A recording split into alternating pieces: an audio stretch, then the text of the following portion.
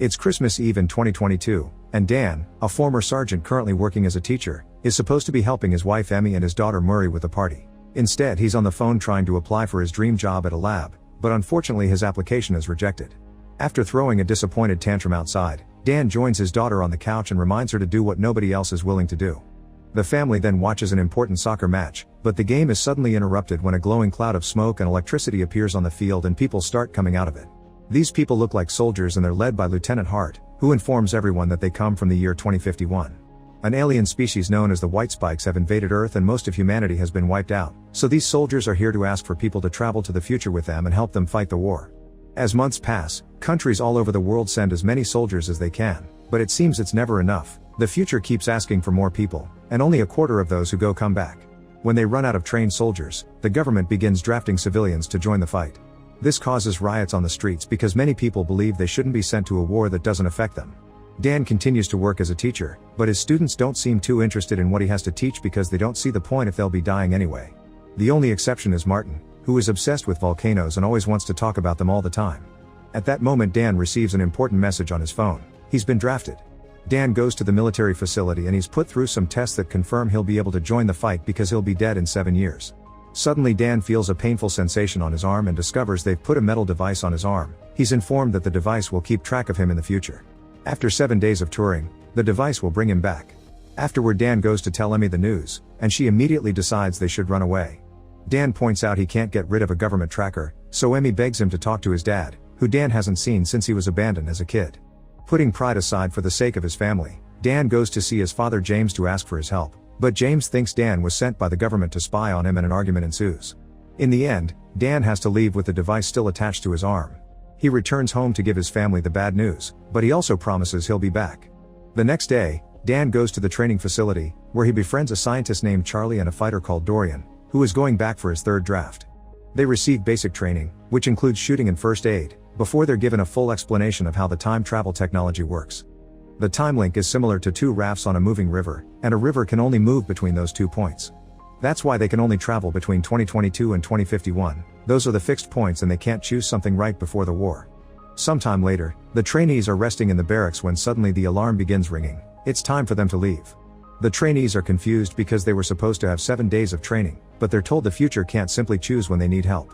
Once everyone has gathered, the time link is activated and a cloud like it appeared during the soccer match begins absorbing them into the future. They're supposed to be going to Miami Beach, but in the control room, something goes wrong with the output coordinates.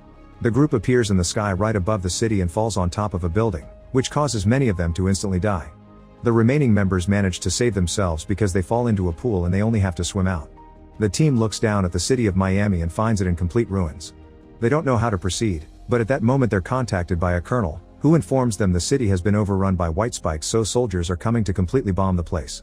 The team's mission is to rescue a research team that is trapped inside a laboratory. The colonel knows Dan has experience in the military and puts him in charge of the team.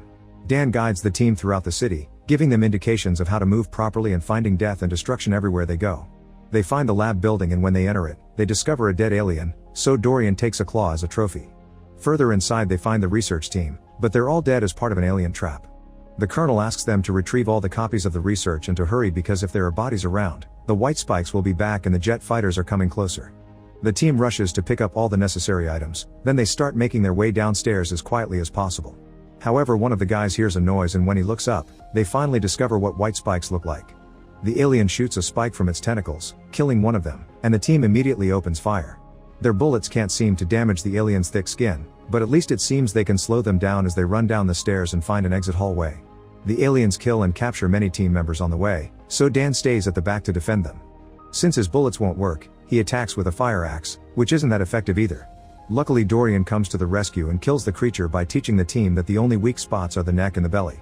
With lots of White Spikes coming after them, the team runs down the streets until they find the tank that is coming to rescue them.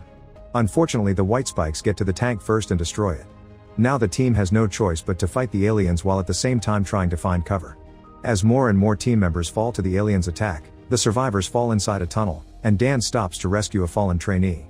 This delays the entire team, and 2 of the trainees decide to stay behind and act as a shield against the aliens so the rest of the team can run away. At that moment, the jets finally arrive and bomb the entire area. Hours later, Dan and Charlie wake up in a forward operating base in the Dominican Republic. They find Dorian, who informs them the rest of the team is dead and scolds Dan for having stopped to help a fallen person which put in danger anybody else. Dorian admits he suffers from cancer, and he's learned that he's the one that gets to decide when he dies. Their talk is interrupted when Dan is requested to see the colonel. When he hears another soldier refer to her by her surname, Dan is shocked to realize this is an older Murray. She grew up to be a scientist, and she's the lead researcher in the Air Force, which she created herself. Murray explains she didn't bring Dan to see her father again, she actually needs his help with something. In fact, she acts all cold and professional around him. Then she proceeds to show him the recording of a different looking white spike. All the aliens they fought in the city were males, and this one is female. She's more aggressive and much rarer, she also nests underground. The male white spikes will die to defend her because it seems all they care about is the survival of their species. The bombs the military use have a toxin Murray created, and so far it's been killing the male white spikes without issues. However, the female alien survived that toxin, so Murray needs Dan to join the extraction team and capture a female white spike to be studied. Hopefully they can develop a stronger toxin that will kill the alien's main source of reproduction. The team gets ready and leaves in helicopters, where Murray tells Dan the story of what happened. The aliens showed up out of nowhere in Russia in 2048, somehow avoiding all satellite imagery and radar.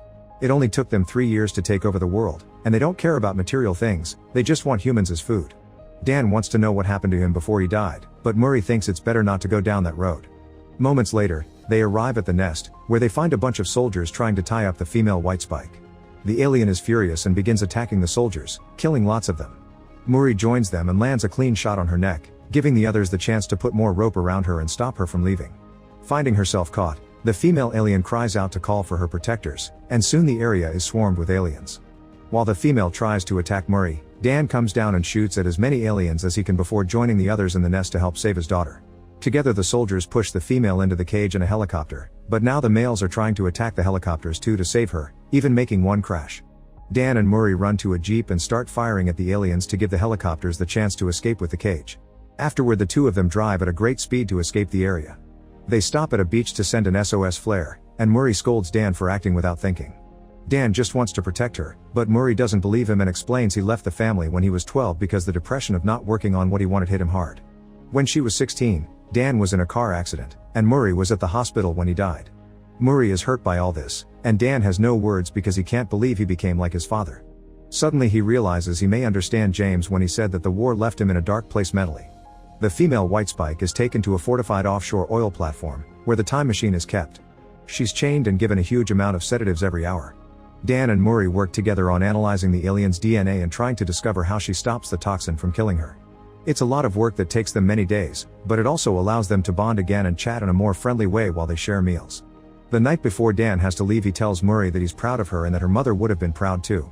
Dan tries to tell Murray she needs to rest and to give him more to do since he's supposed to be here to help after all. Murray takes the chance to finally explain why she brought him here. Once she finds a way to make a stronger toxin, he needs to take it back to the past to mass produce it and get it ready for when the aliens arrive. That's why she's working like crazy to finish tonight, she needs to be done before he leaves. Dan doesn't want to leave Murray behind to her death, but Murray points out she called him because she's the only one she can trust. At that moment, the machine finally finishes a toxin with a 100% match for a female white spike, but it's also the moment the alien wakes up and calls for her protectors. As a bunch of male aliens arrives to attack the platform, Dan thinks they should kill the female to stop the attack, but Murray points out they only have one sample of the toxin and it could help more in the past. While the soldiers begin defending the platform the best they can and many aliens crash into the labs, Murray and Dan run around the platform to try to make it to the helipad where Dan should be for the time jump, which will happen in a few minutes. The two of them shoot lots of aliens on the way, yet Murray still gets hit by a spike. Dan tries to help her walk, but she's in too much pain, and the platform is about to go down because the aliens crashed a ship against it. Murray apologizes for being cold to Dan, and after saying she loves him, she gives him the toxin, urging him to take it back to save everyone. Suddenly an alien shows up and drags Murray down with it, causing Dan to jump after her to save her. However, that's the moment when the time machine activates, and the time link takes Dan, Dorian, Charlie, and the others back to the past. Thankfully the toxin is safe in Dan's hand and the vial doesn't break. Charlie is fine, but he confesses he stayed hidden like a coward. Dan tells Horde they need to mass produce the toxin and send it to the future to kill all the aliens, but Horde has bad news. The time machine isn't working anymore, probably because the aliens on the oil platform have destroyed the other end of it. They can't go back ever again, meaning it's all over. Dan returns home and barely can believe he gets to be with his family again. He's still in shock because of everything he went through. At night he can't sleep, and he keeps visiting Murray to confirm she's alive. When Emmy checks on him, Dan shares what happened with older Murray, and he's still determined to find a solution to all this. Emmy helps him see the facts they have. They know the aliens attack Russia in 2048, but nobody sees the ships arrive. Maybe that's the year they start moving, but they arrive before, and nobody notices because it's in the middle of a frozen nowhere in Russia. So they need to start looking at years before that. The next day, Dan immediately jumps into action. He visits Dorian and convinces him this isn't over yet, then they take Dorian's trophy claw to the lab Charlie works at. Charlie confirms there's sediment on the claw that looks like volcanic ash that came from either China or Korea. They don't understand how Asian ash can end up in Russia, meaning they need to ask a volcano expert. Next, Dan goes to see his student Martin, who explains there was a huge volcanic eruption in Asia thousands of years ago. If the ash was blown by the wind, it could have gotten caught in Russian waters, which eventually became ice. This means the creatures have always been here on Earth, frozen under hundreds of layers of ice. That's why they never saw the ships arrive. The reason why they wake up in 2048 is that's when climate change finally finishes melting all the polar ice. They take this theory to the government, but since they don't have any proof, they aren't given the resources to find the alien nest. They need to do this the illegal way, and Dan knows just the right person. His father James, who has been living off the grid for years and has his own plane. Hearing Dan say "I need your help" convinces James to help with the mission, no matter how crazy it sounds. Dan also gets in contact with Horde, who worked with Murray in the future and is ready to finish her beloved leader's mission. Harte brings a few soldiers with her, plus plenty of weapons and some copies of the toxin. The team travels to Russia, and Charlie promises this time he won't hide. When they make it to the Academy of Sciences glacier, they begin looking around the area for signs of anything strange. They stop when they discover their machines are going crazy because there's a weird magnetic field surrounding them. Using lots of explosives, the team opens a hole in the ground and enters an ancient cavern, where they finally find the frozen spaceship. Dan points out that entering the ship is extremely dangerous and they could go tell the government they've found proof, but everyone agrees the government has been useless and it's up to them to make things right. They use a chainsaw to cut through the ice and the team enters the ship while leaving Charlie and James outside in case something tries to escape. The group reaches the cockpit and realizes this is a crash site. The aliens never intended Earth to be their destination. Surprisingly, the body of the pilot isn't a white spike. They go into another room and find the actual white spikes inside a series of biopods, which makes them realize their cargo. They're bioengineered creatures that were used by the pilot's alien race as weapons to colonize other planets. The team begins injecting the pods with the toxin and watches the white spikes wriggling in pain, confirming the toxin kills them. However, their cries also wake up the aliens that haven't been injected yet, causing them to break their pods and attack. The team shoots as many as they can, but some of them manage to escape. Dorian points out they have no choice but to blow up the ship, so he gives Dan his claw and accepts to stay behind to activate the bomb once everyone is out. James begins shooting at the aliens that escape, but Charlie's weapon gets stuck and he begins killing the creatures with a chainsaw. Dan makes it outside and warns them to run away while Harte and the others are swarmed by a huge colony of aliens.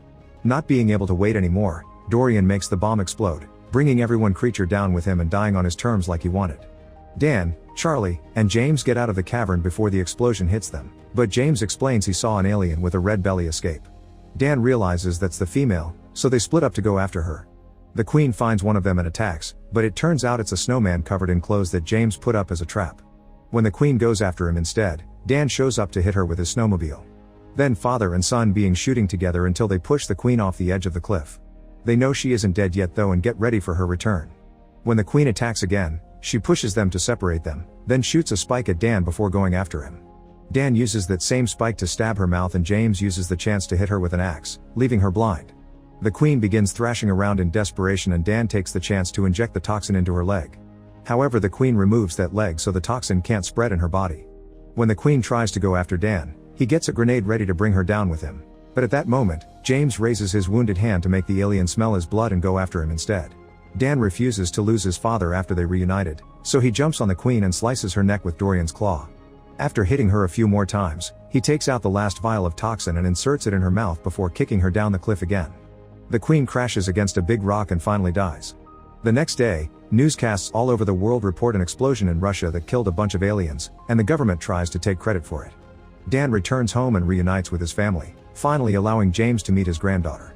Now they can all work together for a better future. Make sure to subscribe and turn on notifications so you can watch more videos like this. Thanks for watching.